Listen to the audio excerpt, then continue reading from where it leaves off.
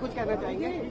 मैं सबसे पहले तो सभी अपने समाजवादी पार्टी के सांसदों को बधाई देना चाहूंगी और साथ में उत्तर प्रदेश के सभी जनों का भी धन्यवाद देना चाहूंगी कि जहां उन्होंने एक सकारात्मक राजनीति का आज सहयोग करके एक भारी संख्या में लोगों को संसद में पहुंचाने का जो काम किया है, और मैं धन्यवाद देना चाहूंगी सब। मैम, अयोध्या की सीट बहुत महत्वपूर्ण है, उस पर जिस तरह से मैं समझती हूँ लोगों का लोकतंत्र में लोग अगर खुश नहीं होते हैं तो वो अपने प्रतिनिधित्व को अपने हिसाब से चुनते हैं। अयोध्या में भी यही हुआ है कि कहीं ना कहीं लोग नाखुश थे और उन्होंने अपना सांसद जो चुना है वो समाजवादी पार्टी का चुना। मैम, आखिरी सवाल लेकर प्रधानमंत्री नरेंद्र मोदी शपथ लेने जा रहे हैं तीसरी बार, क्या कहेंगे?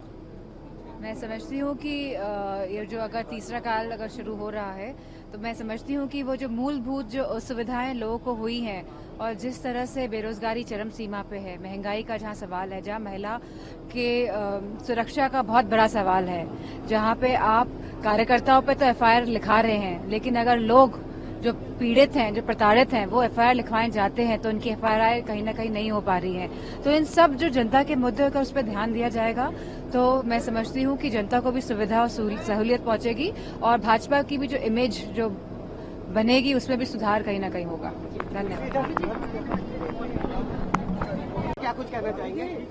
मैं सबसे पहले तो सभी अपने समाजवादी पार्टी के सांसदों को बधाई देना चाहूंगी और साथ में उत्तर प्रदेश के सभी जनों का भी धन्यवाद देना चाहूंगी कि जहां उन्होंने एक सकारात्मक राजनीति का आज सहयोग करके एक भारी संख्या में लोगों को संसद में पहुंचाने का जो काम किया है, और मैं धन्यवाद देना चाहूंगी सब। मैम, अयोध्या की सीट बहुत महत्वपूर्ण है, उस पर जिस तरह से मैं समझती हूँ लोगों का लोकतंत्र में लोग अगर खुश नहीं होते हैं तो वो अपने प्रतिनिधित्व को अपने हिसाब से चुनते हैं। अयोध्या में भी यही हुआ है कि कहीं ना कहीं लोग नाखुश थे और उन्होंने अपना सांसद जो चुना है वो समाजवादी पार्टी का चुना। मैम, आखिरी सवाल लेकर प्रधानमंत्री नरेंद्र मोदी शपथ लेने जा रहे हैं तीसरी बार, क्या कहेंगे?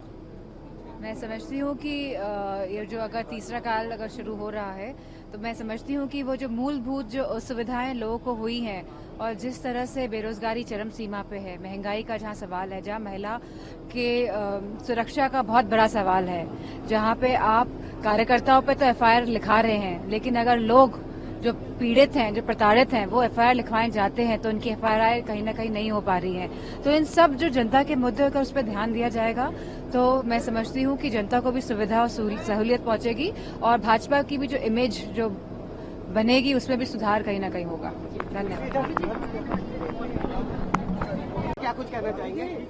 मैं सबसे पहले तो सभी अपने समाजवादी पार्टी के सांसदों को बधाई देना चाहूंगी और साथ में उत्तर प्रदेश के सभी जनों का भी धन्यवाद देना चाहूंगी कि जहां उन्होंने एक सकारात्मक राजनीति का आज सहयोग करके एक भारी संख्या में लोगों को संसद में पहुंचाने का जो काम किया है, और मैं धन्यवाद देना चाहूंगी सब। मैम, अयोध्या की सीट बहुत महत्वपूर्ण है, उस पर जिस तरह से मैं समझती हूँ लोगों का लोकतंत्र में लोग अगर खुश नहीं होते हैं तो वो अपने प्रतिनिधित्व को अपने हिसाब से चुनते हैं। अयोध्या में भी यही हुआ है कि कहीं ना कहीं लोग नाखुश थे और उन्होंने अपना सांसद जो चुना है वो समाजवादी पार्टी का चुना। मैम, आखिरी सवाल लेकर प्रधानमंत्री नरेंद्र मोदी शपथ लेने जा रहे हैं तीसरी बार, क्या कहेंगे?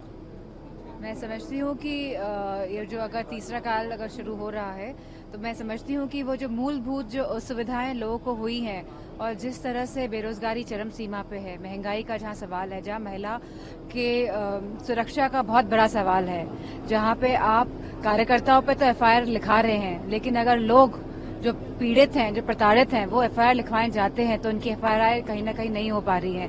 तो इन सब जो जनता के मुद्दे होकर उस पर ध्यान दिया जाएगा तो मैं समझती हूँ कि जनता को भी सुविधा और सहूलियत पहुंचेगी और भाजपा की भी जो इमेज जो बनेगी उसमें भी सुधार कहीं ना कहीं होगा। धन्यवाद।